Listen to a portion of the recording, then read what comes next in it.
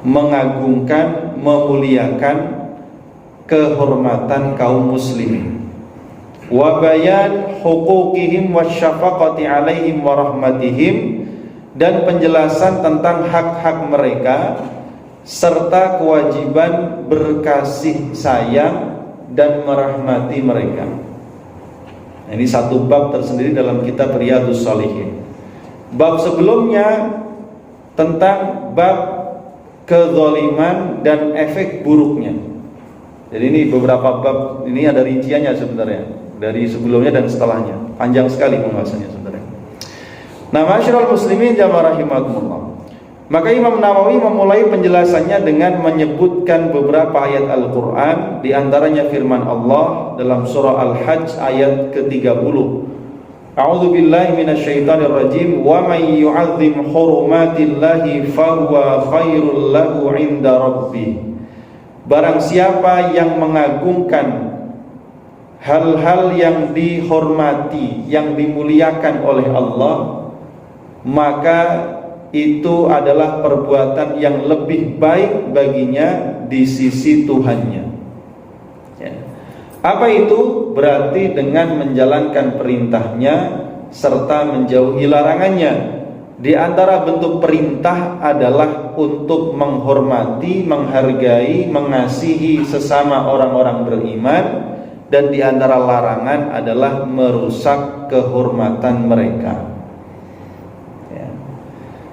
Kemudian juga di Al-Hajj ayat 32, wa may yu'azzim sya'airallahi fa innaha min taqwal qulub. Barang siapa yang mengagungkan syiar-syiar agama Allah, maka perbuatan yang demikian adalah bukti adanya ketakwaan di dalam hati. Jadi orang itu kalau bertakwa mesti dia menghormati syiar agama Islam. Syiar itu adalah sesuatu yang nampak secara jelas dan terang. Salat, azan, baca Quran, ya, apalagi banyak sekali ibadah kurban, puasa, umroh, haji dihormati, tidak dijadikan sebagai bahan candaan, tidak dijadikan sebagai bahan olok-olokan, ya. Maka perbuatan yang seperti itu ada bukti ketakwaan. Termasuk diantaranya adalah menunaikan hak sesama saudara kita yang muslim, menjenguk orang sakit, mengantarkan jenazah, mendoakan orang yang bersin, dan lain sebagainya. Itu bukti daripada ketakwaan. Berarti sebaliknya, kalau ada orang tidak menghargai, tidak menghormati syiar-syiar agama Islam, menandakan ada persoalan dalam ketakwaannya. Ya.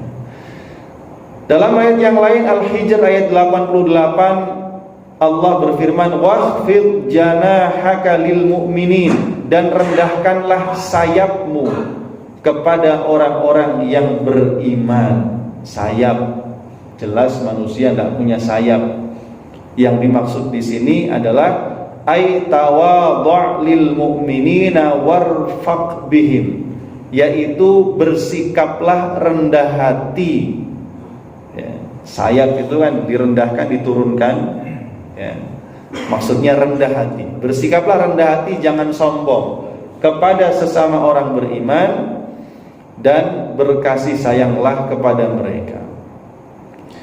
Dalam surah Al-Maidah Allah berfirman, "Man qatala nafsan bighairi nafsin aw fasadin fil ardi faka'annama qatalan nasa jami'a wa man ahyaha faka'annama ahyan nasa jami'a." Barang siapa yang membunuh satu jiwa, menghilangkan nyawa satu orang, bighairi nafsin, padahal yang dibunuh itu sebelumnya enggak bunuh orang, artinya tidak punya kesalahan. Au fasadin fil ardi, dan atau yang dibunuh itu belum pernah melakukan perbuatan yang merusak di muka bumi ini, kok dibunuh nggak bersalah. Faka'annama, seolah-olah yang membunuh itu seperti membunuh manusia seluruhnya. Jadi harga nyawa satu orang, apalagi dia muslim, itu harganya seharga nyawa seluruh manusia, Pak. Itu kebayang, kita tuh suka sedih kalau lihat di televisi, di media sosial berita pembunuhan ini, pembunuhan itu, naudzubillah. Kok murah sekali nyawa manusia ini dihilangkan. Udah gitu yang bunuh muslim, yang dibunuh muslim. Ya, naudzubillah. Tapi waman ahyaha, barang siapa yang menjaga kehidupan seorang muslim, faka'annama ahyan nasa jami'a, seolah-olah dia menghidupkan seluruh manusia.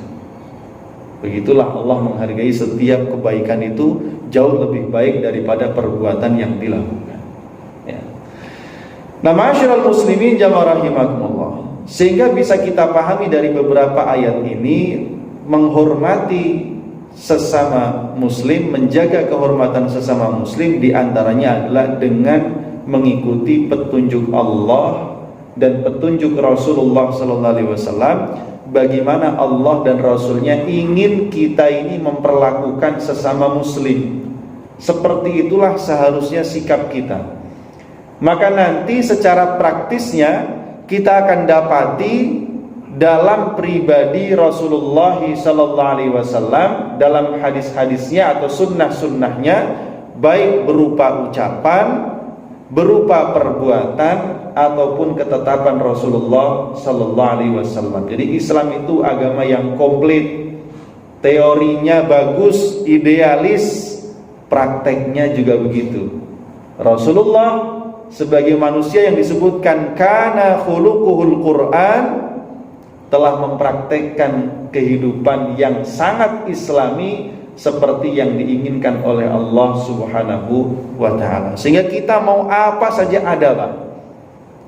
Ya. Kita ini mau ngapain saja, mau cari petunjuk dalam Islam ada. Sehingga tidak ada alasan bagi kita untuk kemudian bersikap di luar yang diajarkan oleh Islam.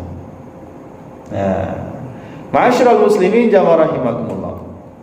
Nah, termasuk ini temanya tema sosial ini. Ada 2 surat dalam Al-Quran sangat bagus untuk dikaji oleh kita semua. Yang pertama adalah surah An-Nur. Ini bagus karena dia menjaga kehormatan diri, keluarga, dan umat Islam, masyarakat muslim.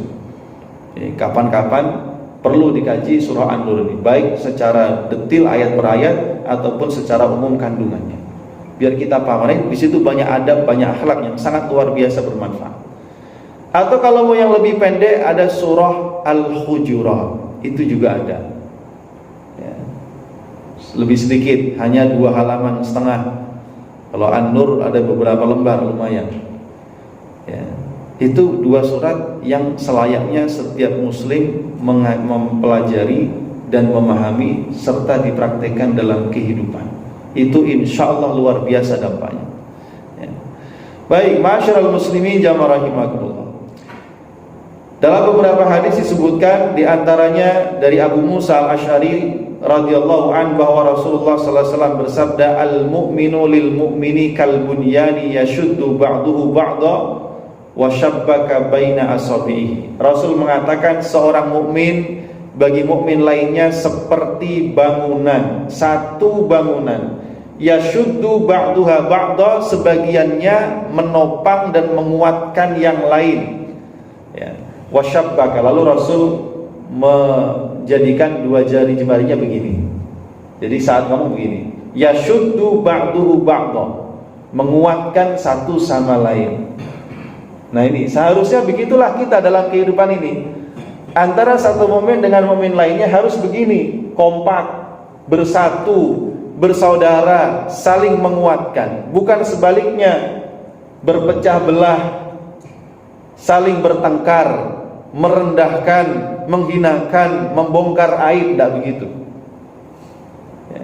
Kalau yang terjadi seperti itu berarti keimanannya dipersoalkan, Pak. Karena di sini Rasul menyebutkan bukan al-muslim, al-mu'min, orang beriman.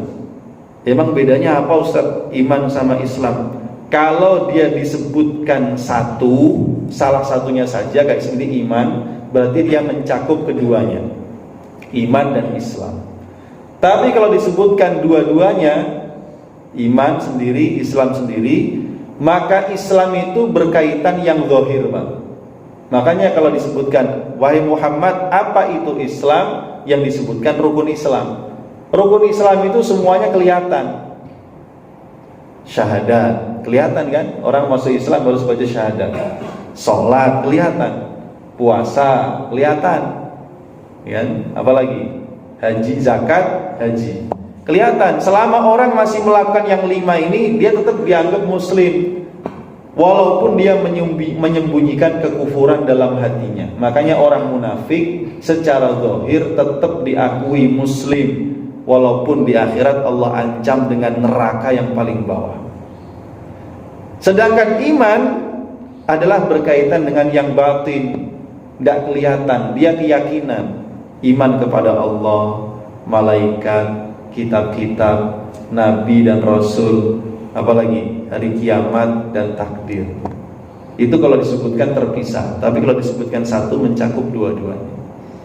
Nah, inilah yang diinginkan Rasulullah SAW, sehingga dengan hadis ini sebenarnya kita sudah paham. Oh, berarti ya, sebagai seorang muslim kita harus menguatkan yang lain. Ya berarti kebalikannya, jangan merendahkan yang lain.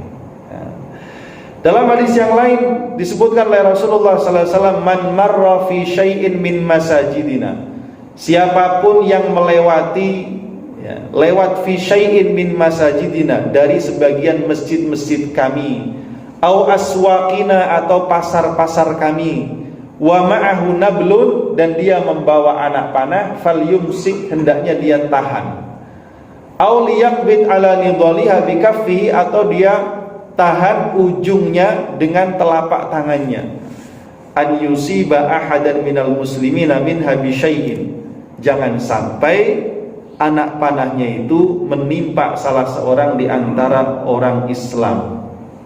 Ini jadi kalau zaman dulu orang kemana-mana tuh bawa senjata, Pak, panah lah, pedang lah. Ya, Rasul menyarankan kalau lewat masjid, lewat pasar, karena di Madinah itu ya pasti mayoritasnya orang Islam, hendaknya dia menutupi itu anak panahnya. Maksudnya apa? Tahan, jangan sampai gampangan begitu marah ngeluarin senjata gitu. Begitu ada persoalan, anak panahnya dilempar gitu. Artinya apa? Menjaga jangan sampai menyakiti orang beriman ya. Nah, orang zaman sekarang mungkin ke pasar, ke masjid nggak bawa senjata ya. Tapi lisannya itu kadang lebih sakti dari senjata, Pak. Manusia, betul ya Bu ya. Lisannya tidak bertulang tapi lebih tajam daripada pedang. Kalau di TV bilang setajam silet, Pak. Ya. Sekali gores itu seumur hidup nggak hilang lukanya ya. Baik dengan ghibah, namimah ya, apalagi sampai mencela, menghardik, mencemooh ya. Kalau kita perhatikan dalam surah Al-Hujurat, jamaah rahimakumullah, itu kan urutan-urutannya Al-Hujurat itu adab kepada Nabi dulu. Setelah adab kepada Nabi, ada kemudian panduan bagaimana ketika mendapatkan berita yang belum jelas, maka harus tabayyun dulu. Kemudian ada perintah, kalau ada dua kelompok kaum muslimin yang berselisih, maka perintahnya adalah damaikan. Lalu ditutup ayat ke-10-nya, innamal mu'minuna ikhwah, orang beriman itu bersaudara. Fa'aslihu baina akhwaikum, maka damaikanlah di antara saudara kalian. Wattaqullaha la'allakum turhamun, bertakwalah kalian kepada Allah supaya kalian dirahmati. Nah, setelah itu ayat 11 dan 12 itu berbicara tentang larangan. Yang larangan-larangan ini berpotensi merusak ukhuwah, merusak persaudaraan. Ya ayyuhalladzina amanu la yaskhar qaumum min qaum, wahai orang-orang yang sudah Allah jinakkan hatinya dengan keimanan, la yaskhar, jangan mencela, mencaci merendahkan qaumun, suatu kaum, ala kaum, kepada kaum yang lain. Wala nisa'um min nisa'in, begitu pula kaum wanita muslimah jangan sampai merendahkan, mencemooh wanita yang lain. Sampai para ulama bilang begini, kaum itu kan sudah mencakup laki-laki dan perempuan. Kenapa Allah masih mengulangi lagi nisa'un min nisa'in, perempuan kepada perempuan yang lain? Ya, ini menandakan khusus untuk kaum perempuan ada penekanan. Ya, karena biasanya ya itu yang banyak suka ngerumpi siapa Pak? Bu, siapa? Ya, makanya presenter gosip itu yang bagus perempuan. Ya Pak ya. Dan kebanyakan perempuan kan. Kalau presenter gosip laki-laki itu kurang luwes gitu. Ya kan? Tapi kalau perempuan luwes. Nah, kalau ada laki-laki kok luwes ngegosip, aduh bahaya. Ya kan? Itu bahaya ini. Berarti sudah agak ke perempuanan berarti. Ya. Ini layaskhar. Kemudian apalagi, wala talmizu anfusakum, janganlah kalian iltimaz, lamas, janganlah saling mencela satu sama lain. Wala tanabazu bil alqab, jangan memanggil dengan laqab. Laqab itu sebutan yang buruk. Jungkring, itu laqab Pak, ya kan? Memberikan gelar yang buruk. Ya, kan suka tuh banyak orang begitu. Apalagi kalau saking akrabnya, udah lupa nama aslinya. Ya. Walaupun dalam ulama-ulama Islam juga ada Pak. Misalkan ulama ada yang disebutkan al-asam. Al-asam itu artinya yang tuli. Ulama disebut gelarnya al-asam, yang tuli. Kenapa begitu? Kalau ini ada ceritanya. Pernah datang seorang perempuan kepada ulama ini, nanya sesuatu, nggak sengaja perempuan itu kentut Pak. Untuk menjaga kehormatan perempuan ini biar nggak malu, si ulama itu pura-pura tuli. Apa tadi? Ngomong apa? Gara-gara itu beliau dikenal dengan al-asam, yang tuli. Itu ceritanya. Kalau itu nggak ada masalah, karena memang itu menjadi sebutan yang menggambarkan kebaikan di masa sebelumnya. Ya. Wala tanabazu bil alqab. Bi'sal ismul fusuqu ba'dal iman, seburuk-buruk gelar itu adalah kalau seseorang disebut fasik padahal dia sudah beriman. Ini masalah. Ayat berikutnya 12, ya ayyuhalladzina amanu jtanibu katsiran minadh-dhanni inna ba'dadh-dhanni itsm. Janganlah banyak berprasangka. Jauhi banyak prasangka, karena sebagian prasangka itu dosa. Pikirannya, ya, mulutnya diem, pikirannya kemana-mana. Jangan-jangan, terus jangan-jangan itu prasangka semua itu. Ya. Inna ba'dadh-dhanni itsm, sebagian prasangka itu berdosa. Ya. Berarti seorang mukmin itu benar-benar pikirannya, hatinya bersih dari berbagai macam prasangka-prasangka buruk terhadap sesama muslim. Ya. Bahkan ulama mengatakan, kalau engkau mendengar satu berita buruk tentang saudaramu yang tentunya kita belum tahu berita itu benar apa tidak, apalagi kita sudah kenal orangnya baik, orangnya bagus gitu kan, maka carilah 1000 alasan untuk tetap husnudzon kepadanya sampai benar-benar terang bukti dan saksinya, baru kita boleh percaya. Kalau enggak, husnudzon itu nomor 1. Kalau enggak nanti kehidupan kita rusak Pak. Dikit-dikit curiga, prasangka. Ya. Wala yaghtab ba'dukum ba'dha, janganlah menghibah sebagian kalian kepada sebagian yang lain. Adakah kalian mau memakan bangkai saudara kalian sendiri? Pastilah kalian membencinya, kata Allah. Ya. Atadruna mal ghibah, kata Rasul, tahukah kalian apa itu ghibah? Allah dan Rasulnya lebih tahu, kata sahabat. Ghibah adalah ketika engkau membicarakan sesuatu tentang saudaramu yang kalau dia tahu dia pasti marah itu. Dia nggak suka kalau diomongin tentang begitu. Ya Rasulullah, gimana kalau ternyata yang kita bicarakan itu memang fakta, ada dalam dirinya hal begitu? Ya, Rasul mengatakan, kalau yang kamu bicarakan tentangnya ternyata tidak ada alias itu bukan fakta, maka engkau telah memfitnahnya. Tapi kalau yang kamu bicarakan tentangnya memang fakta, maka engkau telah merendahkan dan menghinakannya. Jadi sama-sama tidak boleh.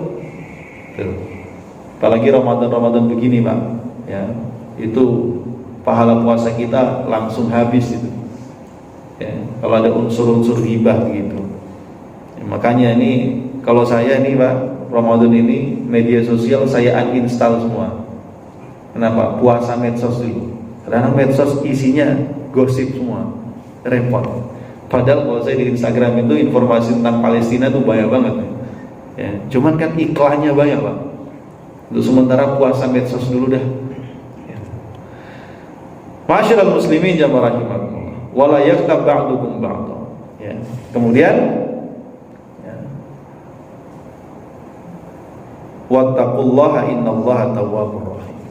Jadi itulah diantara bentuk kita menjaga kaum muslimin dari hal-hal yang menyakitkan. Karenanya seorang muslim sejati, Rasul katakan, al-muslimu man salimal muslimuna min lisanihi wa yadihi. Muslim sejati adalah seseorang yang kaum muslimin lainnya selamat dari keburukan lisan dan tangannya. Itu disebut muslim sejati.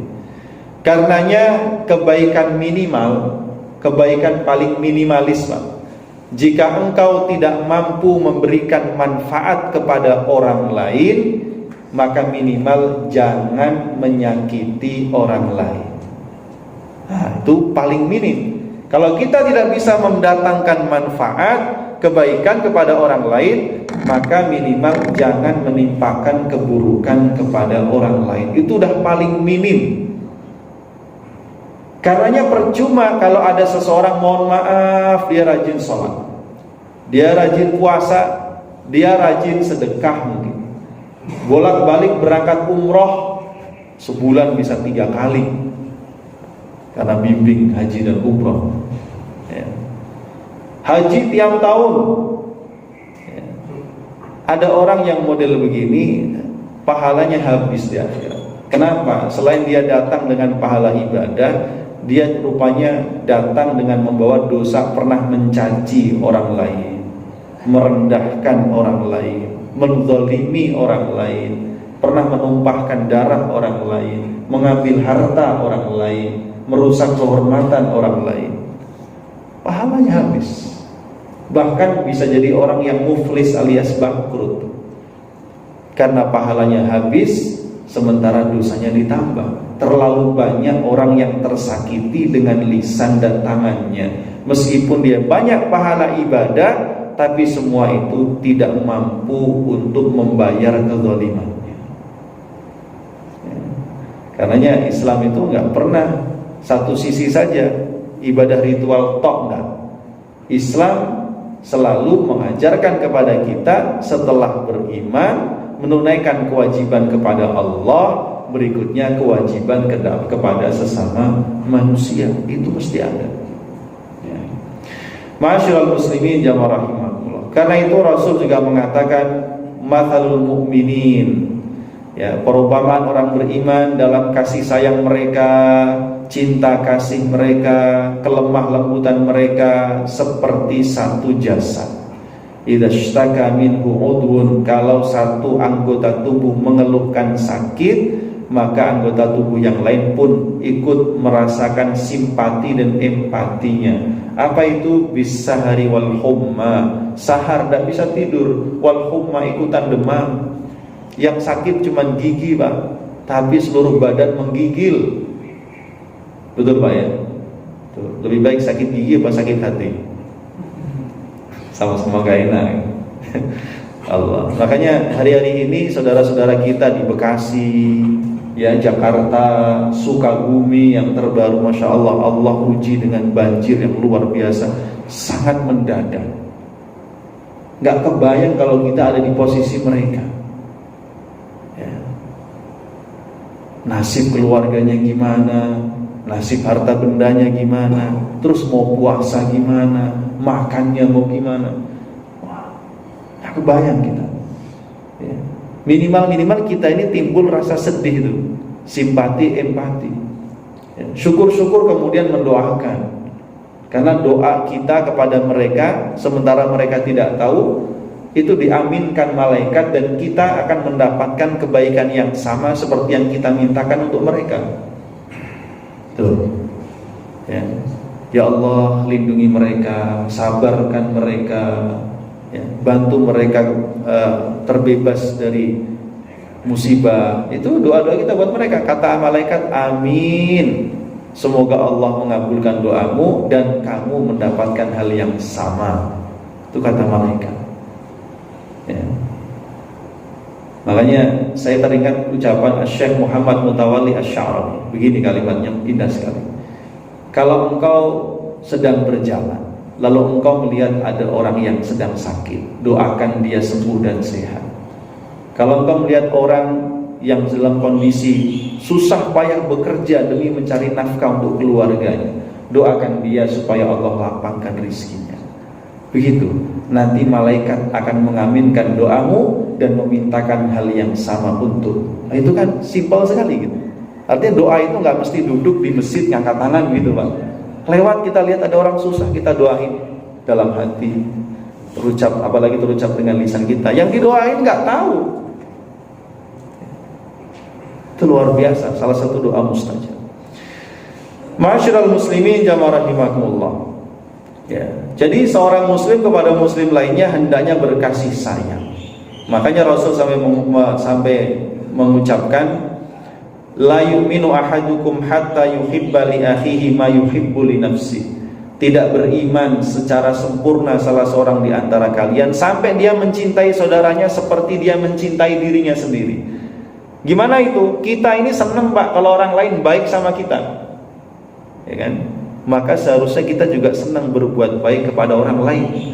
Kita ini tidak suka kalau aib kita ini dibongkar orang, nama baik kita dicemarkan, keluarga kita kemudian dirusak kehormatannya, kita nggak rela. Begitu pula hendaknya kita jangan melakukan hal yang sama kepada orang lain. Itulah maksud mencintai saudara kita sesama mukmin seperti mencintai diri sendiri. Sebagaimana kita ingin mendapatkan kebaikan, maka berikanlah kebaikan itu pula kepada saudara kita. Seperti apa kita tidak mau diperlakukan buruk oleh orang lain, maka hendaknya kita juga tidak memperlakukan orang lain secara buruk. Bahkan Rasul mengajarkan kepada kita dalam urusan berkasih sayang kepada umat Islam ini, sampai dalam urusan sholat pun Rasul melarang sahabatnya kalau jadi imam sholat jangan panjang-panjang. Itu. Karena ada sahabat Nabi, ya, sholatnya baca Al-Baqarah, Pak. Sampai makmumnya itu dari kaumnya sendiri akhirnya mundur sholat sendiri. Gitu. Terus lapor sama Rasul, ya Rasul, si fulan ini kalau sholat begini, kami ini sudah lelah capek kerja seharian, dia sholat begitu, kami nggak kuat ya Rasul. Dipanggil sahabat itu, benar kamu begini, benar ya Rasulullah, kamu ini memfitnah manusia. Memfitnah itu artinya bikin orang tuh jadi malas sholat gitu. Ya, itu artinya lumrah dari zaman dulu begitu. Cuma dari dulu Al-Baqarah, Pak. Ya. Maka Rasul mengatakan, kenapa engkau tidak membaca ayat Sabbihisma rabbikal a'la? Kenapa enggak bawa wal wasyamsi waduhaha? Itu arahan Rasul. Berarti sholat itu yang minimal kalau berjamaah itu setengah halaman satu rakaat. Paling tidak, maksimal ya satu halaman Sabbihisma. Ya kan? Gitu. Nanti kalau kamu sholat sendirian, kata Rasul, silahkan perpanjang sesuka kamu. Makanya kalau orang jamaah itu jamaah yang sholat 5 waktu mesti bacaannya standar. Kalau tarawih standar juga. Tapi kalau iktikaf, itu mesti panjang-panjang, karena yang datang iktikaf itu mesti yang senang sholat, Pak. Ya. Bacanya panjang-panjang senang. Ya. Tapi kalau tarawih, sholat biasa, Rasul mengatakan di antara jamaah itu ada yang sudah sepuh, ada wanita yang pikirannya disibukkan oleh anaknya yang masih kecil, macam-macam begitu. Ada yang lagi sakit, ada yang lagi punya urusan, maka jangan panjang-panjang sholatnya. Makanya saya kalau kadang punya jadwal khutbah gitu di perusahaan atau di pabrik gitu, Ustaz, jangan lama-lama ya, siap, dia bilang 5 menit aja dah. Nah, orang pikirannya, orang pabrik itu pengen habis itu makan siang terus ada rebahannya dikit gitu, Pak. Karena habis itu kan kerja lagi. Ya sangat wajar sebenarnya. Sehingga sebagus apapun khutbah, kalau kepanjangan tetap gak masuk. Ya. Apalagi baru alhamdulillahirabbil alamin, jamaahnya udah tinggal tidur. Jadi khotibnya kayak radio, bunyi sendiri ya. Ma'asyiral muslimin jamaah rahimakumullah. Begitu pula Rasulullah SAW sampai melarang umatnya ini puasa wisol. Apa itu puasa wisol? Puasa terus gak makan-makan. Itu tidak boleh ya. Kenapa? Ya sebagai bentuk rahmat kasih sayangnya bagi kaum muslimin ya. Makanya puasanya itu hanya dari subuh ya sampai maghrib ya. Sebelum syariat puasa yang seperti kita jalani sekarang, itu puasa Ramadan awalnya itu hanya boleh sekali makan, Pak. Maghrib ya sampai dia tidur itu masih boleh makan. Kalau sudah tidur nggak boleh makan sampai ketemu maghrib lagi. Bayangin. Jadi ada seorang sahabat lelah kerja seharian, maghrib nanya istrinya ada bukaan nggak? Ntar dulu ya, tak nyari dulu. Mungkin keluar nyari gorengan sama lontong gitu ya. Pas pulang suaminya udah ketiduran. Kata istrinya, kasihan kamu. Sehingga dia nggak makan tuh. Bukan nggak, besoknya puasa kerja lagi, pingsan. Umar bin Khattab ngeluh, ya Rasulullah, kalau model puasanya kayak gini, kayaknya kami nggak sanggup deh. Karena kami ini juga punya butuh hasrat sama istri kalau malam. Barulah turun ayat ukhilla lakum lailatas siyamir rafathu ila nisaikum. Nah itu baru tuh puasanya dari subuh sampai maghrib, dan wakulu washrabu, makan minumlah sampai terbit fajar, sampai benang putih kelihatan dari benang hitam. Itu maksudnya sampai itu gara-gara keluhan tadi, 2 kasus tadi itu. Kalau nggak ada kasus tadi, Pak, puasa kita masih begitu. Nggak ada tuh ceritanya habis tarawih makan lagi tuh ada. Itu sebagai bentuk rahmat Allah bagi kita semua. Ma'asyiral muslimin jamaah rahimakumullah. Ya. Baik. Rasulullah SAW bersabda, al-muslimu akhul muslim. Seorang muslim saudara bagi muslim yang lain. Ini harus kita tanamkan dalam hati kita. Jadi persaudaraan karena iman, Pak, itu jauh lebih kuat, lebih kokoh daripada persaudaraan dengan darah. Ya. Memang kelak orang tua itu bisa dapat syafaat dari anaknya asal keduanya beriman, gitu loh. Tapi kalau nggak beriman, nggak bisa, Pak. Putus hubungan. Ya. Hubungannya putus. Di dunia saja kalau itu berbeda keyakinan, yang meninggal duluan tidak bisa mewariskan hartanya kepada yang masih hidup. Bapaknya muslim, anaknya non muslim. Bapaknya meninggal, anaknya tidak bisa jadi ahli waris menurut Islam ya, karena non muslim. Di akhirat juga begitu apalagi. Tapi kalau saudara sesama muslim, saya bapak-bapak semua ini, kita nggak ada hubungan darah, tapi kita sesama muslim dan kita saling mencintai dalam kebaikan, ketemu dalam kebaikan, kelak kita bisa saling ngasih syafaat, Pak. Ya. Itu bisa. Ya. La yadlimuhu wa la yuslimuhu. Karena muslim kepada muslim lain adalah saudara, maka tidak boleh menzaliminya, tidak boleh kemudian membiarkan dan menelantarkannya. Nah ini. Man kana fi hajati akhihi, barang siapa yang memenuhi hajat saudaranya, kana Allahu fi hajatihi, Allah pun akan memenuhi hajatnya. Lihat ini Rasulullah yang mengatakan, jikalau kita ini membantu orang, kelak kalau kita punya kesulitan, Allah yang bantu kita, Pak. Sering saya tuh juga suka terenyuh kalau ada video-video yang bikin orang Thailand, yang jelas non muslim ya, orang mana gitu ya, misalkan gini, ada anak kelaparan terus dikasih makan gitu kan, tahu-tahu gedenya yang ngasih makan itu udah tua, udah sepuh, sakit-sakitan, gak punya duit. Si anak itu sukses, akhirnya bantu. Itu kan gambaran sederhana, orang juga tahu bahwa kebaikan itu akan dibalas kebaikan, walaupun non muslim paham begitu, hendaknya kan begitu. Nah, dalam Islam lebih-lebih lagi, yang membalas nggak orang yang memberi, yang bukan orang yang kita bantu, tapi Allah langsung. Barang siapa memberikan hajat saudaranya yang sedang membutuhkan hajat itu, kelak Allah lah yang akan memenuhi hajatnya. Boleh jadi Pak, yang dibantu itu kelak lupa sama yang sama kita. Boleh jadi yang kita bantu itu kelak malah justru berbuat buruk sama kita. Tapi kan Allah itu nggak pernah lupa kebaikan orang. Nah, itu yang lebih dalam lagi dalam agama kita. Wa man farraja an muslimin kurbatan, barang siapa yang memberikan jalan keluar bagi kesulitan seorang muslim, kelak pada hari kiamat Allah akan selamatkan dia dari beratnya, susahnya hari kiamat. Man satara musliman satarahullah yaumal qiyamah. Barang siapa yang menutup aib seorang muslim di dunia, kelak di akhirat Allah tutupi aibnya. Ada di dunia ini saat hidup begini ya, aib kita tertutupi dari manusia Pak, dari orang lain. Tapi di akhirat kalau Allah berkehendak membongkar, dibongkar Pak. Ya. Malu gak kira-kira kalau aib kita dibongkar?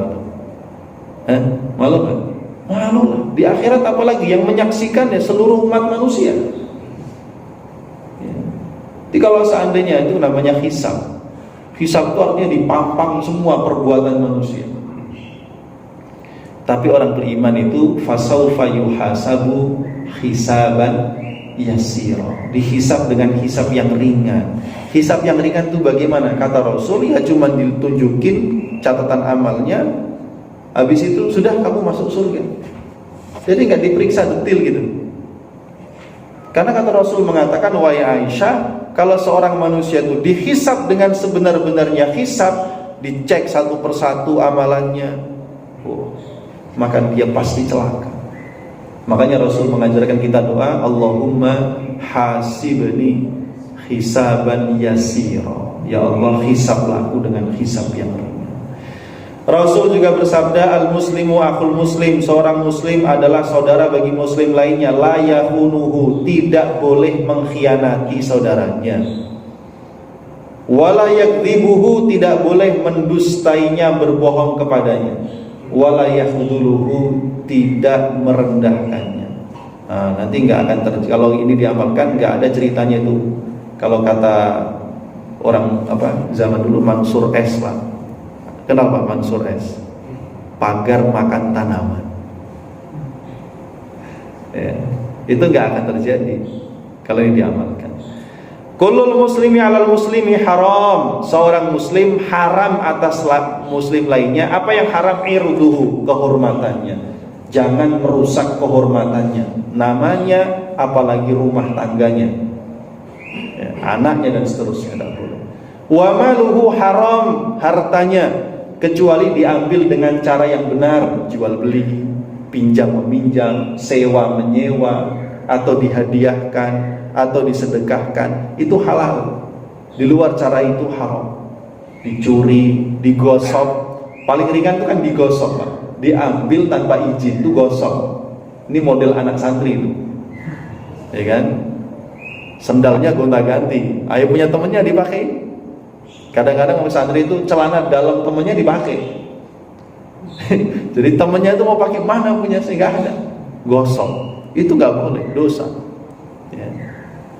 Walaupun dikembalikan. Nanti ada lagi mencuri, setelahnya merampok dan seterusnya, menipu. Wadamuhu, dan darahnya, menumpahkan darah sedikit apapun, luar biasa. Ya. At-taqwa hahuna, kata Rasul, takwa itu di sini. Bihasabi mri'in minasyarri an yahqira akhahul muslim, cukuplah keburukan bagi seseorang kalau dia merendahkan saudaranya sesama muslim. Nah, ini luar biasa, Pak. Rasulullah juga mengatakan la tahasadu, jangan saling hasud, wala tanajashu, wala tabaghadu, jangan saling membenci, wala tadabaru, jangan saling membelakangi, wala yabid ba'dukum ala bai'i ba'din, jangan menawar barang yang sedang ditawar temannya, saudaranya. Ini masih ditawar saudaranya, ditimpali begitu saja. Kecuali dalam urusan lelang, memang tuh begitu, ya kan? Udah dibeli sama orang, beli 100.000, datang pembeli berikutnya, nitip ya Pak, saya nitip dulu, saya mau pergi. Ada orang, saya beli deh 150, nggak boleh, udah jadi transaksinya. Kecuali yang tadi belum mengiyakan jual belinya, boleh ditawar. Ya. Ada lagi diantaranya, jangan mengkhidbah seorang perempuan yang sudah dikhidbah oleh saudaramu, kata Rasul. Dia udah dilamar sama saudaranya, dia datang tiba-tiba melamar, nggak boleh, kecuali sudah dibatalkan lamaran sebelumnya. Menikung namanya ya. Wa kunu ibadallahi ikhwana, jadilah hamba-hamba Allah yang bersaudara. Baik, ma'asyiral muslimin jamaah rahimakumullah, terakhir saya ingatkan kepada kita semua apa yang Allah firmankan dalam surah Al-Ahzab jamaah rahimakumullah, ayat ke-58. Ini hendaknya jadi perhatian kita semuanya. Ya walladzina yu'dzunal mu'minina wal mu'minat, dan orang-orang yang menyakiti orang beriman laki-laki dan perempuan, bighairi maktasabu, ya, padahal mereka tidak melakukan kesalahan, faqad ihtamalu buhtanan wa itsman mubina, maka orang itu telah membawa beban berupa apa? Buhtan, dusta yang sangat berat. Wa itsman mubina, dan dosa yang nyata. Nanti bisa dibaca. Ini Al-Ahzab 58. Ancaman Allah Subhanahu wa taala. Ya. Rasulullah pernah bertanya, tahukah kalian apakah riba ya, yang paling cepat tumbuhnya di sisi Allah? Ya. Maka sahabat mengatakan Allah dan Rasulnya yang lebih tahu. Maka Rasul mengatakan, arbar riba indallahi istihlalu irdi mri'in muslim. Riba yang paling cepat tumbuhnya di sisi Allah, maksudnya dosanya, adalah menghalalkan kehormatan seorang muslim. Ya tadi disakiti, ya kan, difitnah, dibohongi, masya Allah. Itu besar sekali konsekuensinya di sisi Allah Subhanahu wa taala. Ya, oleh karena itu jamaah rahimakumullah, ya, hendaknya kita semuanya benar-benar menjaga diri. Lisan kita, tangan kita, jangan sampai menimbulkan kezaliman, kerusakan kepada orang lain. Tadi ya kita pegang, kalau kita belum bisa memberikan manfaat kepada orang lain, maka minimal tahanlah lisan kita, tangan kita, jangan sampai menyakiti orang lain. Lisan sekarang bukan sekedar lisan yang kita gunakan berbicara. Lisan medsos sekarang juga sakti, Pak. Banyak di antara kita ini kadang kalau di dunia nyata itu kelihatannya pendiam dan tawadhu. Tapi kalau sudah masuk ke media sosial, lebih garang dan buas dari binatang buas. Kata-katanya lebih kotor, lebih sadis, ya kan? Caciannya naudzubillah, ya. Apalagi kalau foto profilnya udah nggak kelihatan, ya. Makin berani. Itu naudzubillah. Makanya kita juga sedih sekali kalau sesama umat Islam, apalagi sama-sama pencari ilmu, senang datang ke kajian-kajian. Lalu kalau kajian nanya, Ustadz, bagaimana menurut Ustadz kalau saya mengambil pelajaran dari Ustadz Fulan yang masih begini, begitu dan lain sebagainya. Ini tidak bagus ngomongin Ustadz di depan umum, ya. Begitu pula kalau kita bertanya, walaupun itu kasus pribadi, nggak bagus kita mengatakan ini kasus saya pribadi Ustaz, saya dengan suami saya, atau saya dengan ibu saya, atau saya dengan siapa.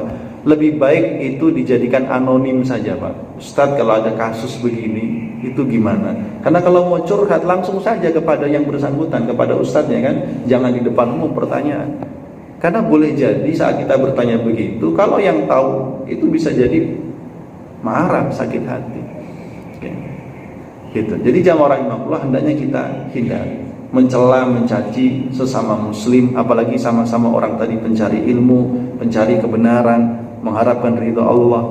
Hanya jangan sampai hanya gara-gara beda pengajian, ya kan, beda masjid, ada dibilang beda manhaj dan lain sebagainya, terus kemudian kita ya mengorek ya. Saya paling tidak suka, memang jujur, kepada para konten kreator khususnya yang suka membongkar-bongkar ya, melakukan reaksi gitu loh Pak, mereaksi gitu. Nah, itu jelas videonya dipotong-potong dan dikomentari sesuka hatinya ya, walaupun di atas nama dakwah menunjukkan kebenaran, pada kenyataannya sebenarnya ada sesuatu yang tersembunyi dari balik apa yang dia katakan itu. Zahirnya dia bilang begitu ya, tapi di dalam hati saya tidak yakin. Boleh jadi dia punya maksud yang lain, entah itu pansos lah, memperbanyak subscriber atau viewer, ya kan? Nauzubillah. Bagaimana dia makan dari merusak kehormatan saudaranya sendiri? Halal nggak itu uang? Wallahu a'lam bishawab.